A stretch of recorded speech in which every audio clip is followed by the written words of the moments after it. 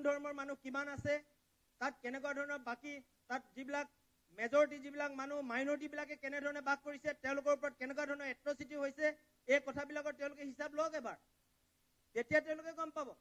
President এৰছাদৰ দিনতেই বাংলাদেশক ঘোষণা কৰি গৈছে এখন ইছলামিক ৰাষ্ট্ৰ, আৰু আজিৰ তাৰিখত বাংলাদেশত ইছলামেই হৈছে ৰাষ্ট্ৰীয় ধৰ্ম। এই কথাটো আমি অপেনলি সকলোৱে জানিব লাগে, আৰু নিশ্চয় আপোনালোকে জানে, কিন্তু জনাৰ পিছতো কথাবিলাক কনচিল কৰিবৰ কাৰণে এনেকুৱা ধৰণৰ কথা কোৱা হৈছে। আৰু এটা কথা খুব কৈ থকা হৈছে যে 1,90,00,000 হিন্দু আহিব, 1,90,00,000 হিন্দু বাংলাদেশী আহিব। আমি সকলোৱে জানো এই যিখন নাগৰিকত্ব সংশোধনী বিল, এই নাগৰিকত্ব সংশোধনী বিলখন অধ্যয়ন কৰিলে সকলো মানুহে দেখিব যে তাত কি কথা কোৱা হৈছে। তাত অকল হিন্দু ধৰ্মৰ মানুহৰ কথা কোৱা নাই, তাত 6টা ধৰ্মৰ মানুহৰ কথা কোৱা হৈছে। হিন্দু, শিখ, জৈন, বৌদ্ধিষ্ট, পাৰ্চী, খ্ৰীষ্টিয়ান ইত্যাদি কৰি 6টা ধৰ্মৰ মানুহৰ কথা কোৱা হৈছে। আৰু সেইবিলাক সকলো মানুহৰ কথা কোৱা হোৱা নাই। যিবিলাক মানুহ তাৰ অত্যাচাৰৰ বলি হৈছে, যিবিলাক মানুহক নিগৃহীত কৰা হৈছে, যাৰ সম্পত্তি লুটপাট কৰি কাঢ়ি লৈছে, যাৰ ঘৰৰ ছোৱালীজনীক ভালকে গাভৰু কৰি পেলাই ভালকে আনৰ ঘৰত গতাই দিব পৰা নাই, মাতব্বৰৰ চিকাৰ হ'ব লগা হৈছে, তেনেকুৱা অৱস্থাত ঘূৰি অহা মানুহবিলাকক ভাৰতবৰ্ষত স্থান দিয়াৰ কথা। আৰু নতুনকে মাতি আনি পেলাই দিয়াৰ কথা কোৱা নাই। 2014 চনৰ ডিচেম্বৰ মাহৰ লাষ্ট ডিচেম্বৰক শেষ তাৰিখ হিচাপে ঘোষণা কৰি পেলাই এই নাগৰিকত্ব সংশোধনী বিলখনত ইতিমধ্যে উল্লেখ কৰিছে। গতিকে ইমানখিনি আমি জনাৰ পিছতো নজনাৰ ভাও ধৰি এটা কথাকে ঘূৰাই ঘূৰাই অসমৰ গোটেই সামগ্ৰিক পৰিৱেশটো অস্থিৰ কৰিবৰ কাৰণে এচাম শক্তিয়ে যিটো ধৰণে ক'বলৈ আৰম্ভ কৰিছে, আমি নিজে আচৰিত হৈ গৈছো। মই কালি এটা হোৱাটছএপত এটা আপোনাৰ ভিডিঅ' পালো। আমাৰ অসমৰ এজন নেতা, তথাকথিত অসমীয়া প্ৰেমী নেতা, জাতীয়তাবাদী নেতা, তেখেতে ঘোষণা কৰিছে বোলে আমি ৰয়েল ফেমিলিৰ মানুহ। 1228 খ্ৰীষ্টাব্দত আমাৰ পূৰ্বপুৰুষসকল আহিছিল, আৰু তাৰ আগতে হেনো ইয়াত অসমখনত মুছলমান ৰাজ্য আছিল, ইয়াত মুছলমানে বাস কৰিছিল। কোনখন ইতিহাসত লিখা আছে অসমৰ ইতিহাসত যে ইয়াত মুছলমান ৰাজ্য আছিল? আমাৰ সতীৰ্থসকলে নাম ক'বলৈ নোকোৱা ভাল। অধ্যক্ষ মহোদয় অনুমতি দিয়া নাই, গতিকে মই নাম নকওঁ। গতিকে অসমৰ ইতিহাস আমি অধ্যয়ন কৰিছো নে নাই?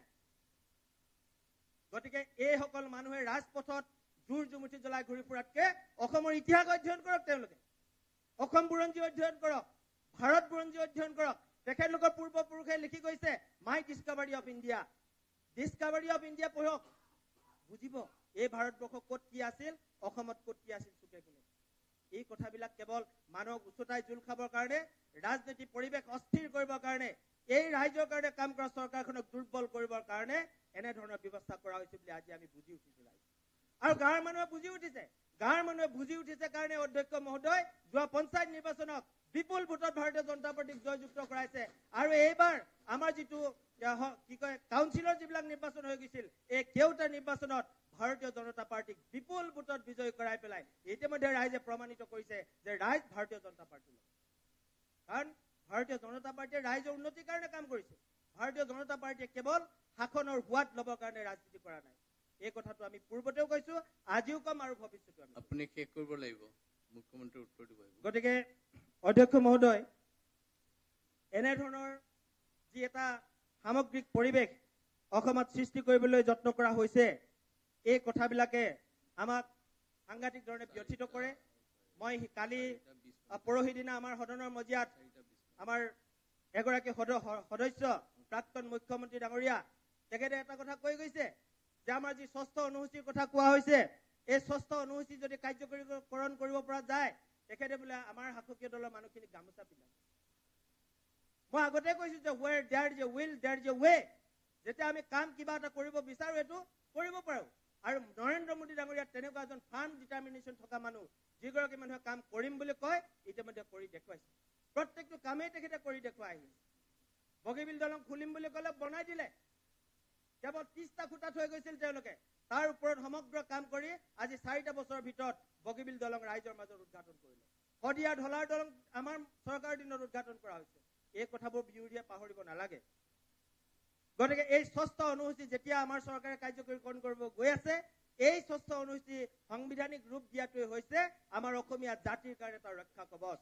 আৰু এই ৰক্ষা কৱচ আমি যেতিয়াই পাম, তেতিয়া আৰু কোনোদিন কাহানি অসমীয়া মানুহক কোনেও ইয়াৰ পৰা আঁতৰাব নোৱাৰে, ইয়াৰ পৰা খেদিবও নোৱাৰে, আৰু আমাৰ ভাষা সংস্কৃতিক কোনেও লুপ্ত কৰিব নোৱাৰে। এই কথা কৰিবৰ কাৰণে আমাৰ চৰকাৰে কামবিলাক কৰি আছে। গতিকে এই কথাখিনি আপোনালোকে বুজিব।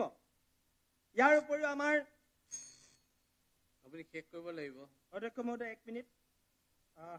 ইয়াৰ উপৰিও আমাৰ যিটো এই আমাৰ 6 জনগোষ্ঠীক যিটো জনজাতিকৰণৰ কথা কোৱা হৈছে, আমাৰ বড়ো ডাঙৰীয়াই এটা কথা উল্লেখ কৰিছে, তেখেতে শংকা প্ৰকাশ কৰিছে যে পূৰ্বৰ যিবিলাক এক্সিষ্টিং যিবিলাক ট্ৰাইবেল লোক আছিল তেওঁলোকৰ কিবা ক্ষয় ক্ষতি হ'ব পাৰে নেকি। আৰু ইতিমধ্যে গ্ৰুপ অফ মিনিষ্টাৰ্ছ এটা গ্ৰুপ আমাৰ চৰকাৰে ইতিমধ্যে ঠিক কৰি দিছে।